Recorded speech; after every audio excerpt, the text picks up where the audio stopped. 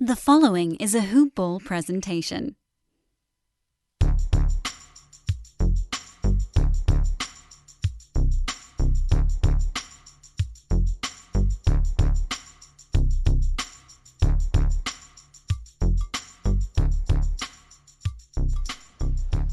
Hello and welcome to DFS Today, presented by Hoop Ball.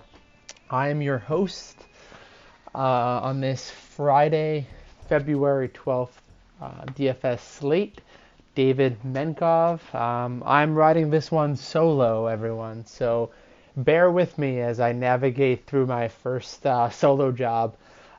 We do have a monster 11-game slate to cover, so let's dive in as we get into Valentine's Day weekend for all the ladies and fellas that are listening to the podcast. I'm going to get you ready for some DFS winning action starting with tonight. And before we get started, I'd like to do a quick shout out to mybookie.ag. Ever since I started this podcast, people have been asking me for betting tips. I always get asked, who do you like, Lakers or Clippers, Rodgers or Mahomes? And I'll tell you what I tell them. Where you bet is just as important as who you're betting on. That's why I tell people to bet with MyBookie. MyBookie's rep is rock solid. They've got the best odds, contests, and promotions in the business. They're the only place I trust to handle my NBA-related bets. The one sportsbook guaranteed to give me the best lines for the national championship college football game, which was played earlier, as well as the Super Bowl, which we just had. And all of your NBA playoff action coming up as well. You know me, and you know that I don't give out my stamp of approval easily. To earn it, you've got to be the best at what you do, and MyBookie is the best sportsbook out there, period. It's simple. Sign up, enter promo code HOOPBALL, and get your deposit match halfway up to $1,000. Head over to MyBookie if you want to add a little excitement to the sports you love and the games you bet. Bet with the best, bet with MyBookie. All right, everyone. Let's dive into some of the action on tonight's slate. We have a pretty exciting matchup coming up. The first game on the slate is starting 7 p.m. Eastern Standard Time. We have the Minnesota Timberwolves traveling to take on the Charlotte Hornets. Currently, there's no spread or game total. Some of the injury news to keep in mind and monitor as we go. On the Wolves side, we have D'Angelo Russell, who's going to be out for rest. And then on the Hornets side, we have Devontae Graham listed as questionable. And then Jalen McDaniels continues to be listed as out. So diving into who I like on the Timberwolves side of the ball, this is where it gets interesting. You know, there's certainly a new wrinkle in the Timberwolves discussion, and that's Karl-Anthony Towns, who made a nice little surprise return previously the other night. So he's going to certainly be a great opportunity to kind of understand where Timberwolves' usage is going to lie. So for me, with Russell out, I like to take some shots on Jordan McLaughlin at 3,300. Again, bottom of the barrel opportunity for him to get some minutes with D'Angelo Russell out. He should get 15-20 minutes and can provide some value at that price tag. I'm not going to have too much interest with Karl-Anthony Towns back in Malik Beasley. He started to get priced pretty high at 7,100. You know, he's coming off a couple games where he didn't really perform to his level that he's been kind of really performing at. Against the Clippers, he only put up 33 fantasy points, and his price tag actually went up. Again, with Karl-Anthony Towns in the mix, I know it's a plus matchup against the Hornets. It's just someone that I'm not going to have too many shares of on this giant 11-gamer. Again, you know, I wouldn't fault anyone for taking some shots there, but not interested for me. Anthony Edwards becomes a unique option with D'Angelo Russell out. 6,100. Again, priced I think accordingly, given his recent play. I'm probably not going to have too many shares of him either. The only guy that I want to mention here on the Timberwolves side that I am going to have interest in is the guy I just talked about, Cat himself, Karl-Anthony Towns. 9,300. His price has dropped after his first game back in almost a month of action that he's missed. He only put up 38 fantasy points, but efficient 38 fantasy points in 31 minutes against the Clippers. I think he's going to have a much easier time against the defense of Cody Zeller and Bismack Biyombo. So with that said, he's probably my favorite play on the Timberwolves side. So I'm going to have a lot of shares of him. Again, more of a GPP play, just given the uncertainty with his minutes and overall conditioning in this game. Jumping into the Hornets side of the ball, as I mentioned, with Devontae Graham being questionable, there's going to be some interest and continued interest in LaMelo Ball. He's been playing fantastic. He's been alternating good games and bad games ever since he's been inserted in the starting lineup recently. So 8,600 is the highest price we're going to see for LaMelo Ball in some time. So that's the one thing that's going to be a concerning piece for me. The only reason why I'm not going to have full shares of LaMelo on this 11 gamer is just because of that elevated price tag given his recent play. Again, great matchup, great opportunity. I just don't know if I'm going to go there with his price tag with all the other games and opportunities available. His backcourt running mate, however, I do have interest in. If Devontae Graham sits, Terry Rozier, we can fire him up. 6,600, he is priced up a little bit in this game, but again, plus matchup, and I'll take the $2,000 in savings from LaMelo for a guy that should be pretty safe to get 35, 40 fantasy points pretty easily in this type of matchup, especially if the game ends up staying close. And I expect it to stay somewhat close as well. The only other guy I'm looking at on the Hornets side is Gordon Hayward. 7,300. Again, that price tag has been hovering in the 8,000s. It hasn't been this low in some time. He's coming off a couple underwhelming performances against the Grizzlies and the Rockets in his last two contests. Again, great matchup against Timberwolves. Should not have any challenge as far as a defensive matchup on the Timberwolves side with either Anthony Edwards or Malik Beasley.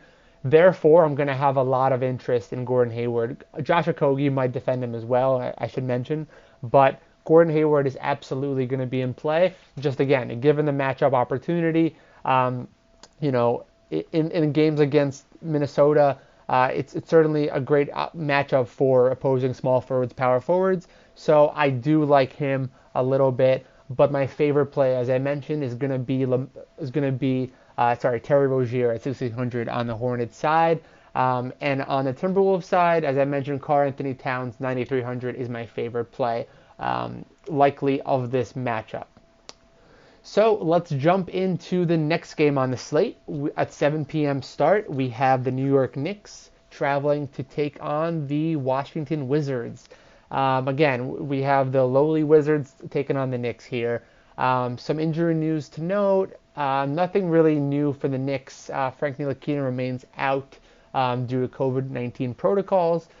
And then on the Wizards side, we have a surprise injury / rest day popping up, and that's Bradley Beal. We become so accustomed to seeing Russell Westbrook get the out for rest tag, and it's interesting to see Bradley Beal getting his first of the season. Thomas Bryant also remains out for the year as well for the Wizards side. So with that said, this matchup goes with one team that doesn't play defense versus another team that's one of the best defensive teams in the Knicks. So on the Knicks side, I'm not going to have too much interest on the Knicks just because, again, it is a great matchup for the Knicks. So I wouldn't fault anyone for taking some shots at Julius Randle at 9,100. He's usually going to be in play for at least 50 fantasy points, coming off very much a dud, 4 of 18 shooting against the Heat the other night. I do not expect him to duplicate that horrendous performance, and therefore we can absolutely swallow Julius Randle's price tag in 9,100 in this plus matchup against the Wizards. I don't see the defense of rolling out of Alex Len or anyone else on the Wizards side, Lopez, really defending Randle, so he's going to be a great option on this slate. And again, he's only slated at 9,100. That's pretty much it on the Knicks side. It's really hard to trust any of the guards on the Knicks with the addition of Derrick Rose. It really mixes up the time and the usage. So that's something that we're going to have to monitor as we figure out who's going to get the lion's share of the minutes in the backcourt. Derrick Rose, certainly in play 5,300. We just don't know how many minutes he's going to get in this matchup against the Wizards.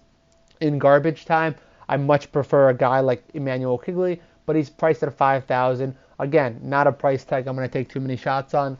Elf Payton, the same thing, priced at $5,000. He's coming off. He's been playing pretty nicely recently as a starting point guard. Again, but hard to trust in a game against the Wizards. We can't expect too many minutes. So really it comes down to Julius Randle and Julius Randle alone for me on the Knicks side, despite the great matchup. On the other side of the ball, with Bradley Beal sitting for the first time for rest, fire up Russell Westbrook. I mean, he should be locked and loaded on this slate. Only $400 more expensive than LaMelo Ball, which I just mentioned in the previous game. And he should absolutely smash in this matchup. Coming off 3 games where he hasn't really done much against the Raptors, Hornets, and the Heat. I expect him to bounce back against the Knicks. He should come out firing, triple-double threat. He's been, again, playing below that level recently. But an opportunity against the Knicks, I think, would be great for him. I know the Knicks are one of the better defensive teams, but it's hard to really fade Westbrook at that $9,000 price tag. He's going to get a ton of usage, and he should be able to go for a cool 45 to 50 fantasy points in this game. Moving on down the Wizards lineup, with Beal out, I'll have some interest in Hornado at 4,200. Again, a great salary saving opportunity at that guard spot. He should get 25 minutes in this matchup. He is priced in the low 4,000s for the first time in a while, so that might steer people away. But again, in a matchup where the Wizards might struggle to keep the game close when we get to the fourth quarter, he should get plenty of minutes. I like him a little bit more than Ish Smith, who's priced $1,000 more, 5,200. So I'll have some shots at him. The only other guy I'm looking at on the Wizards side is a guy that I like to touch on, the rookie himself, Danny Avdija, 3,900 out of Israel. Again, a guy was starting for a while, lost their starting job, should get plenty of minutes despite coming off the bench in recent games, especially if the game ends up being a potential blowout. He's priced in the 3,000s, so that's a great price tag for a guy that, again, very low usage, but with Bradley Beal out, there is going to be additional usage to go around, and I expect Danny Avdija to take some of that usage and really run with it. The only other guy that I might take some shots on is Rui Hachimura. Again, coming off 2 solid games in a row, price tag 5,700, more of a GPP look for me. And that pretty much sums up this game. Russell Westbrook is probably my favorite play in this matchup. Now, folks, before we dive into the next game, I'd like to make a quick announcement about one of our favorite products that we love to touch on, and that's Manscaped. Valentine's Day is upon us, fellas, this Sunday. Make sure you're ready for whatever the night may take you. Our friends at Manscaped, the global leaders in men's below-the-waist grooming, are here to tell you that you need to use the best tools for the job so you can be ready for anything on that special day. 2 million men are already using Manscaped products to groom. Make sure you're one of them. If your girl can't think of what you get you this year, tell her to get the gift that's for you and for her. The best way to get started is with the Manscaped Perfect Package 3.0. Full of the best products to keep you looking, smelling, and feeling nice. The Perfect Package 3.0 is led by the revolutionary 3rd-generation Lawnmower 3.0 trimmer, which has advanced skin-safe technology and features a cutting-edge ceramic blade to reduce grooming accidents. It's also waterproof, which prevents a mess on the bathroom floor and in the sink, especially when it's time for Cupid to shoot his arrow. And let's be real, we smelled the worst down there before. That's why I'm thankful for their Crop Preserver and Crop Reviver. Their products keep our boys from sweating, smelling, sticking. And these products smell good. Their manly scent is attractive and will help set the mood, if you know what I mean. And complete your grooming game with a new refined cologne signature scent by Manscaped. With the same signature scent it's in all Manscaped formulas. This cologne is a perfect complement to the collection. This is a perfect package for your package. Get 20% off plus free shipping with the code HOOPBALL at manscaped.com. All right, everyone. Let's dive into the next game on our slate, a 7:30 p.m. Eastern Standard Time start. We have the San Antonio Spurs traveling to Atlanta Hawks. Behold, we have an actual game total and spread. We have the game total at a robust 228.5, with the Hawks currently slated as the favorites by 2 points. On the Spurs side, when we talk about injuries, we have LaMarcus Aldridge, who is out again.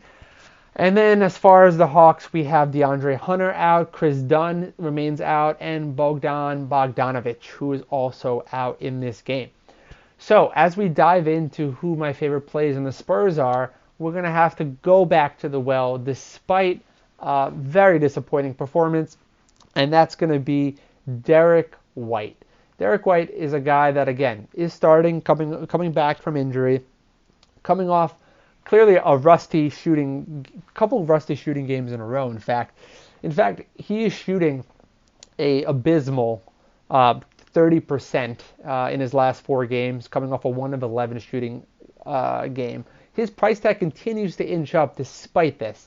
That's the part that's going to be a cause for concern. But again, should be a nice plus matchup against the Hawks. Should be able to right the ship from a shooting perspective.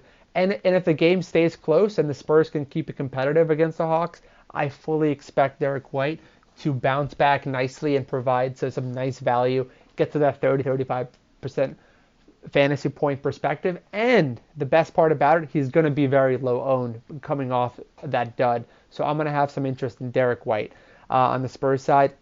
I'm also going to have to go back to DeMar DeRozan. His price is $8,000. In this matchup, he's going to have a ton of usage against the Hawks. He's going to be asked to do a lot. He is coming off a dud when they got blown out by the Warriors. I think that was a one-off. Personally, I think DeMar DeRozan is rock steady and probably my favorite $8,000 small forward on the slate. There's a couple others I'm going to touch on, but as far as this game matchup, it should remain close and a high game total. I love DeMar DeRozan at that 8,000 price tag. He's my favorite play on the Spurs side. Finally, I want to touch on Jakob Poeltl. Again, he's going to get plenty of minutes with LaMarcus Aldridge out. We'll go up against a defense of Clint Capella. Yes, it is going to be a challenge, but Jakob Poeltl can absolutely put up numbers in limited minutes. Coming off a game where he didn't really do much against the Warriors. Again, I'll throw that game out the window because that was a blowout. The previous games that were competitive, he's put up 36 points. He had a 40-point game as well. So again, is very likely going to be low owned on this slate. His price tag is starting to creep up, so more of a GPP look. Therefore, my favorite play for cash is going to be DeMar DeRozan, hands down. Jumping over to the Hawks side of the ball, there's a few guys that I'm looking at, starting with the main man, Trae Young, who's been absolutely balling recently. Coming off a game where he put up 62 fantasy points, he's been averaging close to 50, 60 fantasy points every night. His price is finally at that $10,000 mark, which might give pause to people putting him in lineups, but you can absolutely guarantee he's going to get a ton of usage, ton of opportunities, a walking double-double threat every time he steps on the court, can shoot from everywhere.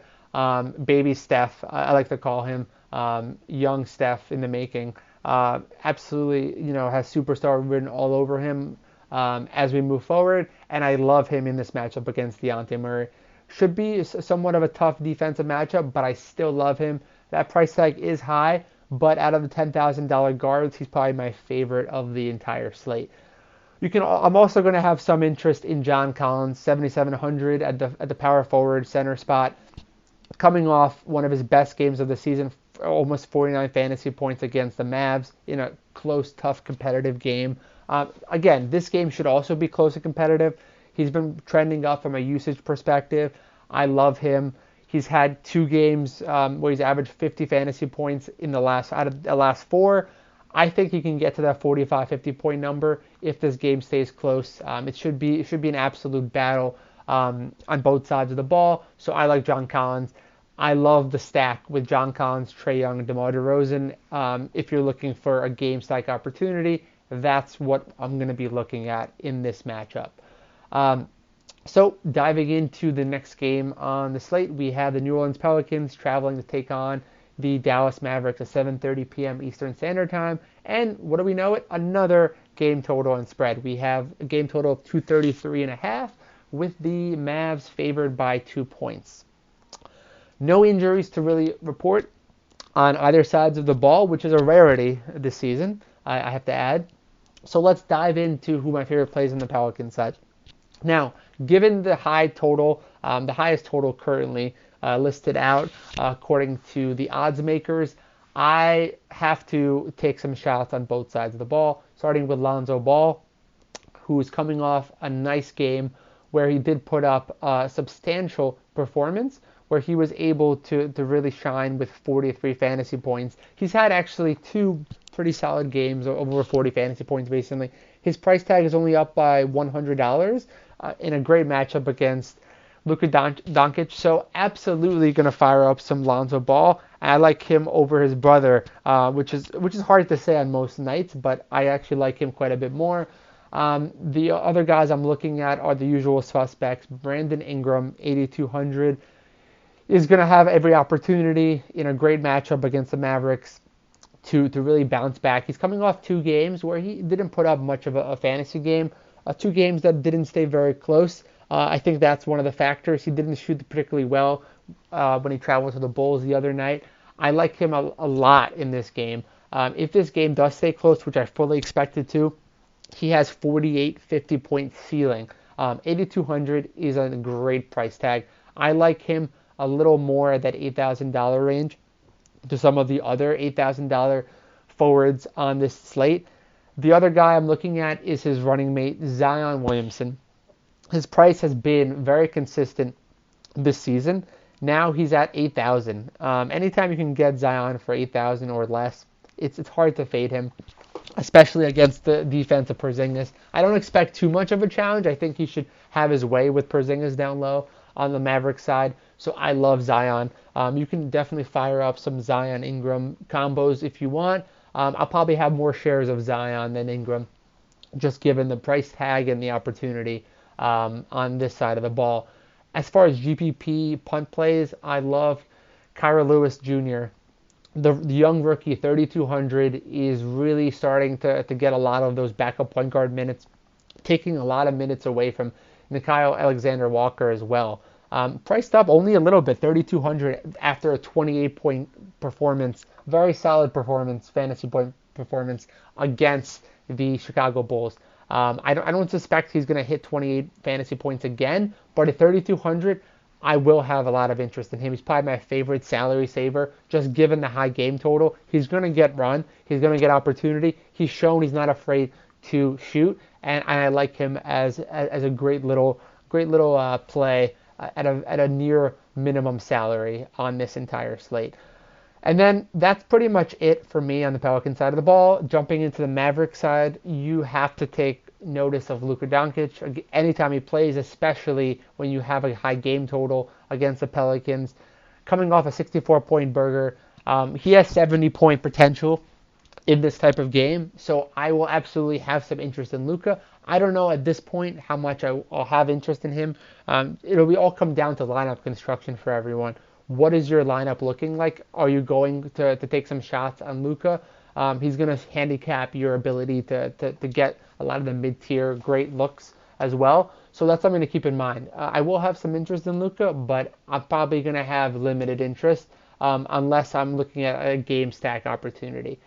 And then I also have some interest in Kristaps Porzingis, 8,300. Should be able to be able to space the floor nicely. I'm a little worried about the matchup against Zion. It should be interesting to see how that plays out. It's going to be interesting to watch and evaluate. Porzingis is definitely at that price tag where he might be more a GPP look than a standard cash game play at 8,300. And that's pretty much it. The last guy I want to touch on is Willie Cauley-Stein at 3,500 as another dumpster diving opportunity. Very much priced well at his lowest price tag, I think, in the season or close to the season since he's getting minutes. Coming off a 23-minute effort where he put up 14.6 rebounds. I don't think he has the necessarily ceiling of some other guys, but at 3,500, if you want to get some of the other big names into your lineups, I have no problem going to Willie Cauley-Stein well in this type of plus matchup. Great. Let's before we dive into our next game, I wanted to do a quick little shout out to the Bruise Letter, everyone. We need to pause the show for an announcement, and it's a fun one. It's free stuff. Everyone loves free stuff. What's the stuff? The Bruise Letter is back. Oh yes, back and fresh for the 2021 NBA season. Our founder, Aaron Bruski, is writing an email newsletter filled with his most intimate fantasy nuggets. It's the exclusive content you cannot find anywhere else too. It's not on the website, it's not on any podcast, it's not on social media, it's only in the email newsletter. And you can sign up to get it for free. Just go to bit.ly/bruiseletter2021 and sign up in 10 seconds. Again, the site is bit.ly/bruiseletter2021. Aaron Bruski, straight to your inbox. Enjoy. Great. Let's dive right into our next game. 8 p.m. start. We have Detroit Pistons traveling to Boston to take on the Celtics. Currently, no game total and no spread. No injury news yet submitted as of this writing on either side of the ball.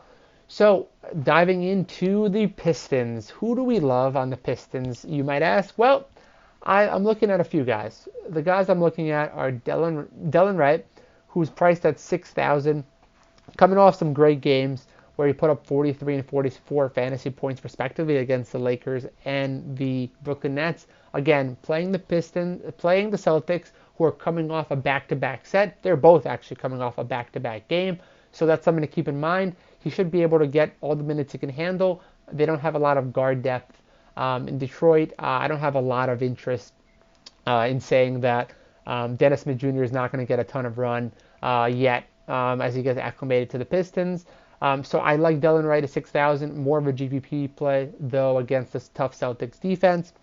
The only other guy I'm looking at is the guy that is always in play whenever there's an opportunity. For him is Jeremy Grant at 7,500. He is priced back in that mid-7,000 range, but he is coming off a 47 and 53 point games in his last two outside of the current game that's happening right now. I love Jeremy Grant. Again, it's going to be an interesting matchup to see how he matches up against Jason Tatum. I don't think it's going to be too much of a challenge, but again, it's going to be something to monitor as we go because he is a guy that should be able to get some opportunities. That's pretty much it on the Pistons side of the ball. We'll have to find out how long Plumlee is out. Mason Plumlee, the starting center, 6,300. Because if he's out again in a back-to-back set against these Celtics, then I'm going to fire up again some Isaiah Stewart. Again, my favorite bottom barrel kind of play on this entire slate, just because he's going to get all the opportunities in the world to really perform. And he's at this rating having a great game as well. So if he gets the minutes, again, it's a back-to-back set. The young center probably going to end up being my favorite, bottom barrel option at the center position if we find out that Plumlee is in fact out. If he's out, fire him up. I prefer him over Willie Cauley-Stein as $40 more expensive, which I touched on in the previous game.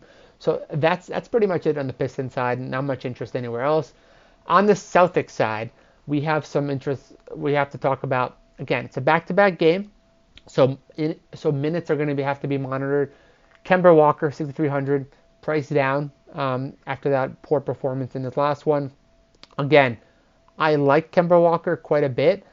He should be able to put up some nice value coming off a 33-point effort in the game against the Raptors that just went final. I like him, again, in this matchup against the Pistons. I don't foresee a lot of defensive issues for Kemba. He should get right on track if he gets a full allotment of minutes. If he doesn't get a full allotment of minutes, that's where we can really look at guys like Peyton Pritchard, who's priced near the absolute minimum in this game. He's at 3,800, coming off a fantastic game that just finished, where he put up almost 30 fantasy points. So again, something to monitor. If Kemba Walker's minutes are limited at all, then we have to look at Peyton Pritchard at that reduced price tag at only 3,800. He becomes almost a lock and load option against the Pistons. So we'll have to take a look at that news. Jaylen Brown, 7,800, also going to be in play. He's usually in play. I like him more when Tatum doesn't play, of course, as everyone does, I'm sure. But Jason Tatum, 8,800, and Jaylen Brown, 7,800, both are absolutely in play. I don't know if I'll have a lot of shares of either. I just don't expect this game to stay particularly close unless we hear about any players sitting as we get closer to tip on the Celtics side. If we do get that news, then we can take some shots on guys like Semi Ojeleye, who started and put up a fantastic performance tonight against the Raptors, where he had apologies, just pulling up his numbers. He put up 34 fantasy points, which was fantastic. So I'll have some interest in Semi Ojeleye if we hear any news of either Tatum or Brown sitting. Other than that, that's pretty much it for me. My favorite play will have to be Isaiah Stewart if we get Plumlee news that he's out. 3,100, fire him up as a great salary saver, and we can really jump into more opportunities on this slate. Let's dive into the next game on tonight's slate, and we have the Clippers. Start time of 8 p.m. We have the Los Angeles Clippers traveling to take on the Chicago Bulls. Total is at 228.5 at the moment, with the Clippers favored by a very nice 6.5 points. On the Clippers side, we have Paul George, who's still out. And then on the Bulls side, there are no injuries really to note outside of Wendell Carter Jr., who still remains out of the lineup. And Otto Porter Jr. as well are out of the lineup. With that said, let's dive into the Clippers. With the Clippers, it's going to be interesting because there's certainly some usage to go around with Paul George out. I like Lou Williams quite a bit. He's been really balling recently, 5,800. After a very slow start to the season for Lou Williams, who has been the six-man go-to guy for many, many years, his price went all the way down to 4,400 just over a week ago. His last two games, he put up 40 fantasy points and 43 fantasy points against the Kings and Wolves, respectively. I love him again. Should get 30 minutes in this plus matchup against the Bulls. Should get a ton of usage with Leonard feeding him. He's going to be one of my favorite mid-tier guard options on this whole slate. Fire up some Lou Williams. There's no one else really I'm looking at on the Clippers side. We can look at Kawhi Leonard. Again, he's going to be a fantastic play, just given the additional usage. He's pretty much lock and load every time he plays and gets full minutes. Coming off almost a 60-point burger against the Wolves in a close game. If this game stays relatively close against the Bulls, for whatever reason, I love Leonard at 9,500. Take that price savings under 10,000 and run with it for Leonard. A guy of Leonard's ability should get plenty of run, again, in a very solid matchup against Chicago Bulls. I'm not going to have too much interest in anyone else in the Clippers, really. Nick Batum, you might want to take some shots on 5,200. He's been very inconsistent, so I'm not going to have a lot of interest there. And Zubac as well, at the same price at 5,200. I'm not going to have too much interest. Just level of uncertainty is certainly alarming for me. Jumping onto the Bulls side of the ball, Kobe White is a guy you can chase coming off of one of his historical performances for the Bulls where they put up a franchise record three-point barrage. You can chase Kobe White, again, more of a GVP play, just given the type of game. Is he going to be able to put up 30 points on 10 of 20 shooting and 8 threes again in this matchup? Probably not. So I'm not going to have too much interest in Kobe White. Again, more of a GVP play. If you want to play a little game stack action, you think the Bulls keep it close, by all means, play Kobe White. But I'm not going to have too much interest for me.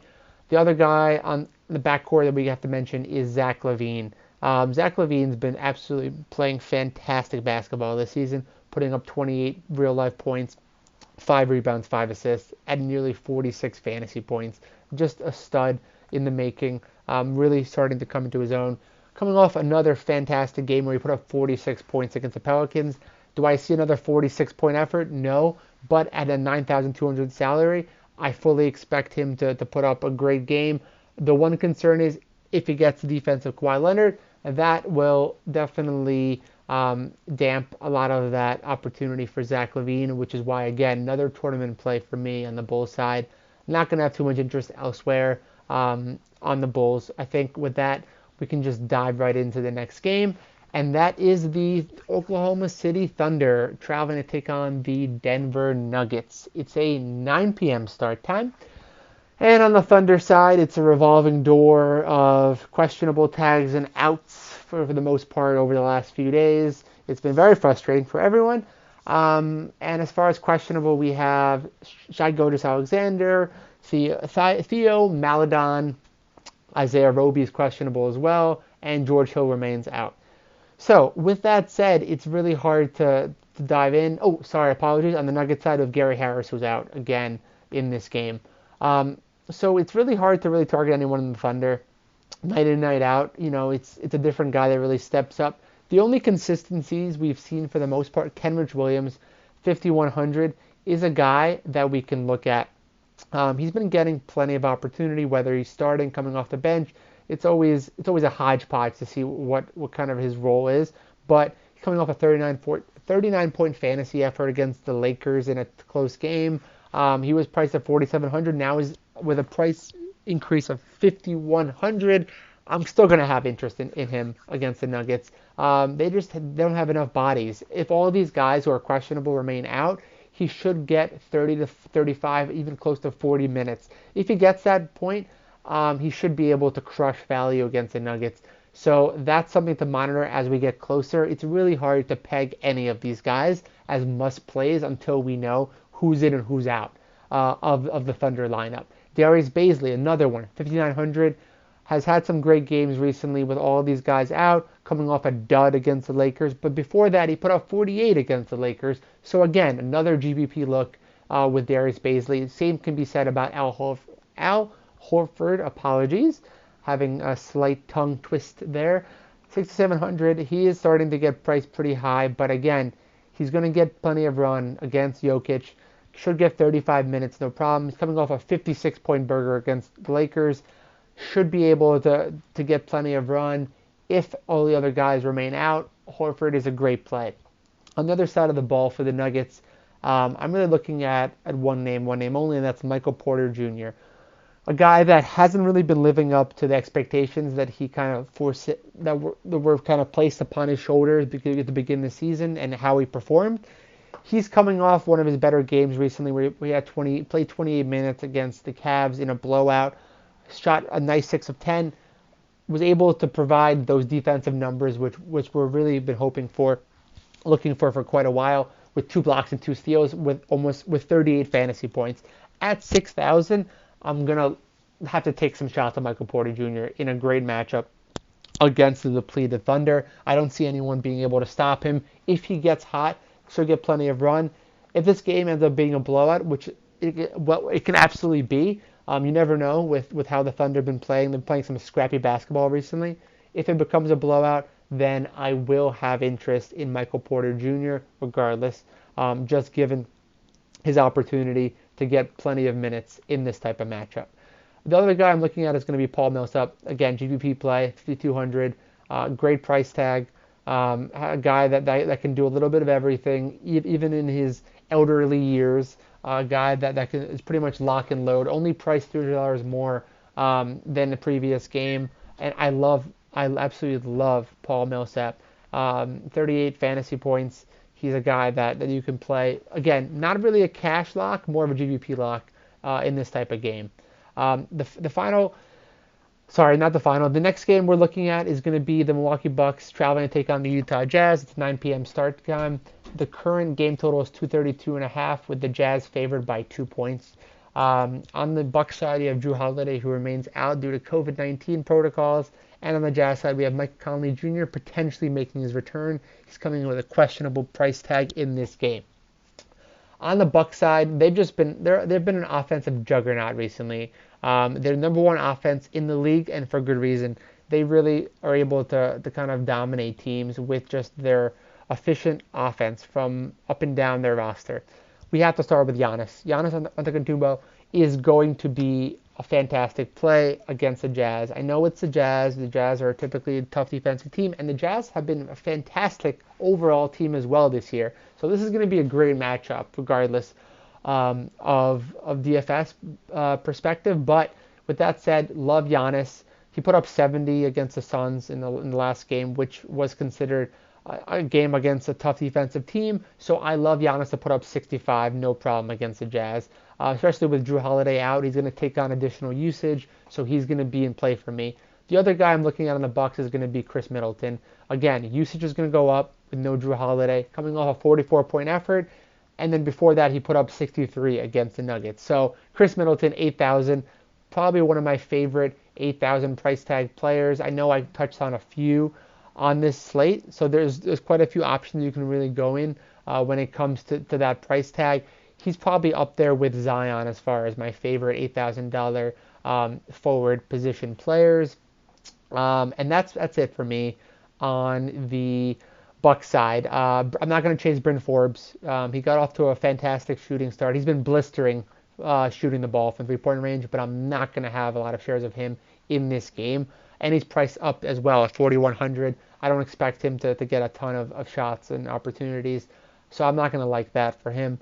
And then on the Jazz side of the ball, Donovan Mitchell is priced extremely egregiously, to say the least. He's only priced up by $100 after putting up 63 fantasy points against the Celtics, and then before that he put up 57 against the Pacers. I don't know what happened when they were voting salaries, but clearly this was a huge oversight, and let's fully take advantage. Donovan Mitchell was a lock and load, my favorite play, probably given his price tag, favorite play on this entire slate against the Bucks. Should be an up and down matchup, should get plenty of usage, especially if Conley remains out. Fire up Donovan Mitchell and don't even think about it. He's my favorite play on the Jazz. The other guy I'm looking at is going to be Rudy Gobert, 7,500. A guy that has shown in the past this season he can go up to 50 fantasy points. He hasn't done that in a few weeks, but he's coming off some solid 43-point efforts. His price has gone up by a little bit, 7,500, but I still love Rudy Gobert. I think he should put up a nice little fantasy game against the defense of Brook Lopez. I like him to put up 40 to 45 fantasy points, especially as a nice little stack with Donovan Mitchell. If you can run it back with Giannis if you want as well, because this game does have one of the highest game totals on the entire slate. Great. Let's dive into the next one. At the 10 p.m. start, we have Memphis Grizzlies traveling to take on the LA Lakers. On the Grizzlies side, from injuries perspective, we have DeAnthony Melton, who's actually questionable in this game. Winslow and Jackson Jr., Justice Winslow and Jaren Jackson Jr. remain out. On the Lakers side, Alex Caruso and Anthony Davis are questionable. That's going to be important news to monitor as we get closer to tip. Let's dive into the Grizzlies. Ja Morant, 7,100, great opportunity against the Lakers. Should have every opportunity to really show what he can do. He's coming off some pretty solid performances since he's come back, where he's put up consistently 36, 34 fantasy points across the board. I think this is a great opportunity for him to have one of his ceiling type opportunity games. He hasn't really had much of a strong shooting effort to this point. He hasn't really been shooting the ball well. In fact, he hasn't hit field goal percentage of over 45% yet. This is a great opportunity. Like I said, against the defense of Dennis Schroeder, he should really step up in this matchup, especially if Melton remains out or questionable. Ja Morant, 7,100 is a great little mid-tier price tag. If you have the ability to go to Mitchell, great. If you don't, Ja Morant is a fantastic 7,100 play. The other guy I'm looking at, Desmond Bane. Again, if Melton remains out, 4,400 is a nice little price tag to pay for the new starting shooting guard for the foreseeable future. Apologies, can't speak. But he's actually out due to personal reasons. Late scratch, I just saw. So that is something we can absolutely look at. If DeAnthony Melton plays, he's in play at 4,400. Otherwise, I hate to say, but Grayson Allen, 4,100 is going to be a great play. Should get plenty of minutes in this type of game against the Lakers. He should get 25, 30 minutes, no problem, especially with Desmond Bane out. So I love Grayson Allen at 4,100. So we can absolutely fire up Grayson. The other guys I'm looking at in this game, again, the Lakers are not much of a tough defensive matchup these days. So I actually like, especially with Anthony Davis who's out, Kyle Anderson, his confidence is growing, should get plenty of usage, 6,000. More of a GPP play for me. And finally, you'd have to look at Jonas Valanciunas, apologies, tongue-tied there. 7,200 is going to be a fantastic play against the Lakers, coming off a game where the game ended up being a blowout against the Hornets, but he put up 40 fantasy points in 29 minutes. If he gets to 35 minutes, I don't see the defense of Marc Gasol or Montrezl Harrell really stopping him if this game stays close. Love the stack opportunity with him and Morant, and then come back with someone in the Lakers. So love this game for Jonas, as I mentioned. That's it for me on the Grizzlies side. Let's dive into Lakers, who I love. LeBron James. Again, Anthony Davis out, fire him up, usage monster. Even in his elderly years, is still one of the best players in the NBA, 99 out, coming off a 46-point fantasy effort, which was a poor performance by his standards. Over his last three before that, he was averaging 68 fantasy points. So if he gets to 65, 70 fantasy points, like we've seen from him with Anthony Davis out, especially against the Grizzlies, I don't see anyone who could stop him. Love LeBron James. He's probably my favorite $10,000 price that I'll pay. I like him a little bit more, at $100 more than Trae Young, a little bit more consistent, someone we can really count on with Davis being potentially out. If Davis decides to play, then we will have to revisit LeBron's salary, and I don't think he's a fantastic play anymore. The other guys I'm looking at, Kyle Kuzma, 5,900. If Davis sits, he's another solid GPP play, and Montrezl Harrell is at $6,000. If Anthony Davis sits, is also going to be in play for me, and that's it for me on the Lakers side. Next game we're looking at is the Cavs traveling to Portland to take on the Trailblazers. It's a 10 p.m. start. The current total is 222.5, with the Blazers favored by 4.5 points. From the injury perspective, we have Kevin Love, who remains out, Nance, who remains out on the Cavs side, and on the Blazers we have McCollum, who is out. Nasir Little is also out. Zach Collins and Yusuf Nurkic is also all remain out.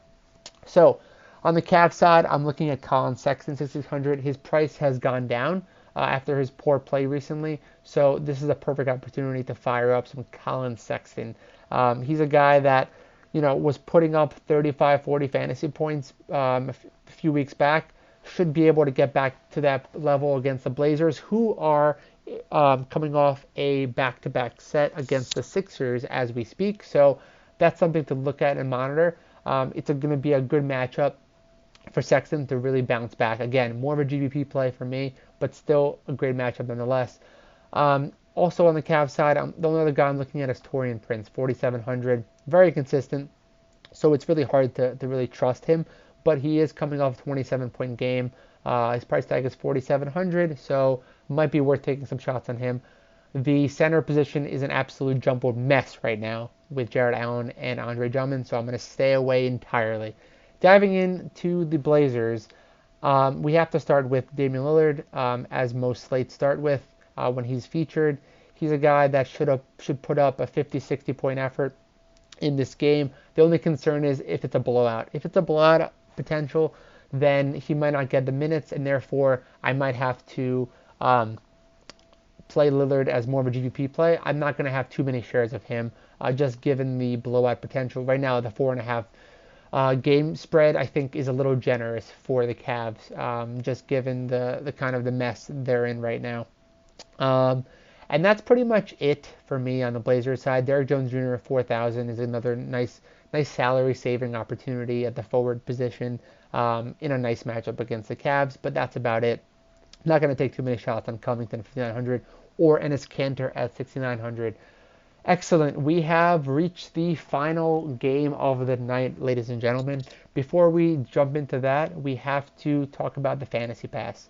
The Fantasy Pass is still the best deal in the industry at just $4.99 per month. And now that we're in the regular season, we're almost at the All-Star break. There's zero commitment. Sign up for 1 month for $4. If you don't like it, you can cancel. We know you'll love it, but it's always nice to have that option. The DFS Pass is also something to check out at only $1.99 a month.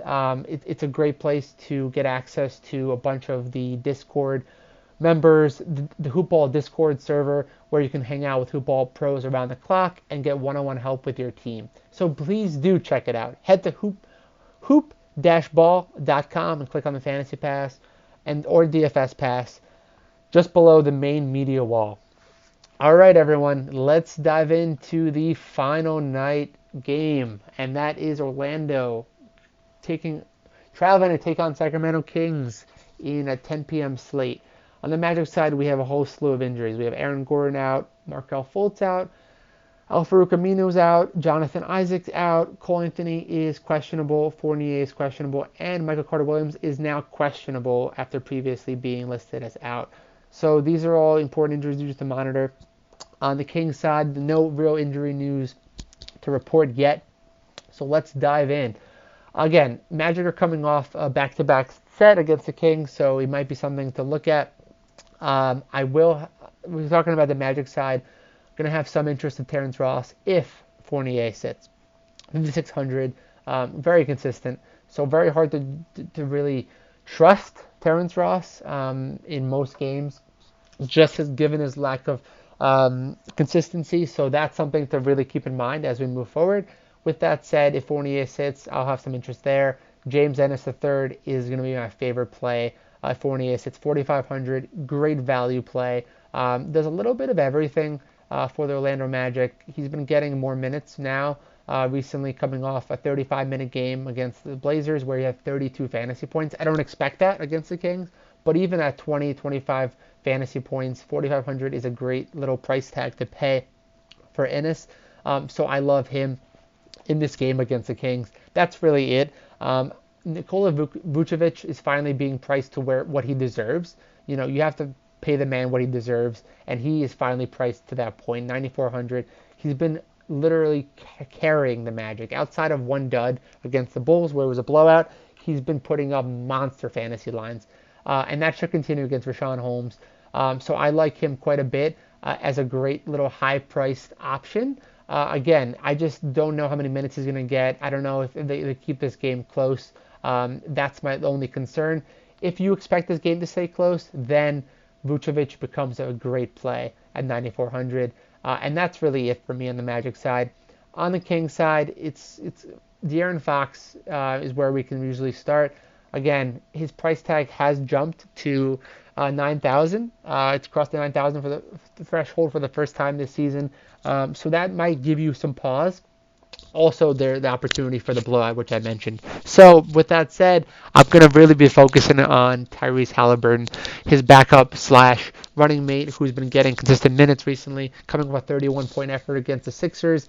The Orlando Magic don't really have any guards to guard him. That sounds ridiculous out loud, but I'm still going to stick by it. I love Halliburton at that price tag. I think he'll get plenty of minutes, especially if the game becomes a blowout. He should get 35 minutes, no problem. And at that price tag, mid-range price tag, I absolutely love him. Moving on down the road, on the Kings, we can really look at only one other guy, and that's Richaun Holmes. 5,600 matchup against Vucevic.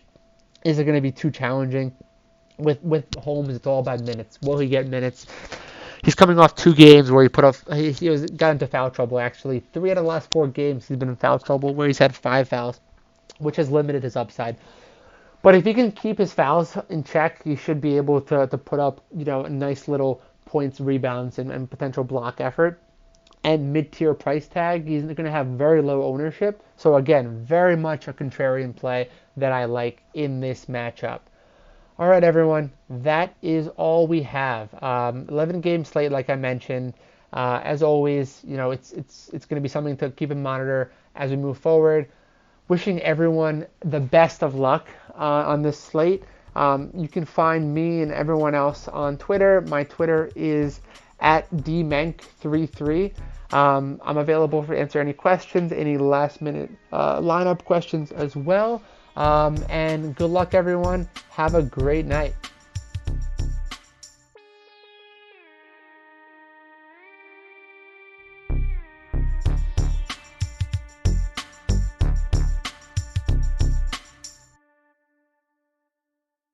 This has been a Hoop Ball presentation.